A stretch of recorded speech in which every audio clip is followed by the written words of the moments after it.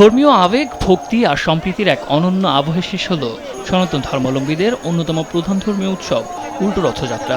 জগন্নাথ দেবের নিজ ধামে ফিরে যাওয়ার এই লগ্নকে ঘিরে রাজধানীর ঐতিহ্যবাহী ঢাকেশ্বরী জাতীয় মন্দির প্রাঙ্গণে নেমেছিল ভক্তদের ঢল। বিকেলে উদ্বোধনী অনুষ্ঠানের মধ্য দিয়ে শুরু হয় উল্টো রথযাত্রার মূল আচার।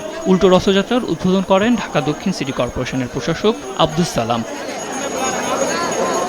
অনুষ্ঠানে প্রধান অতিথির বক্তব্যে তথ্য ও সম্প্রচার মন্ত্রী জহিরুদ্দিন স্বপন বলেন, যারা ধর্মকে পুঁজি করে ব্যবসা করতে চায় এবং নিজেদের স্বার্থ হাসিল করতে চায় তারা দেশের শত্রু, তারা জাতির শত্রু। আমাদের সংবিধানে ধর্মের ভিত্তিতে কোনো বিভক্তি নাই।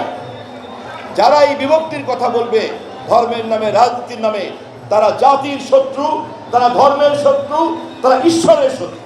প্রধান অতিথির বক্তব্য শেষে শুরু হয় বহুল প্রতীক্ষিত রথ টানার আনুষ্ঠানিকতা।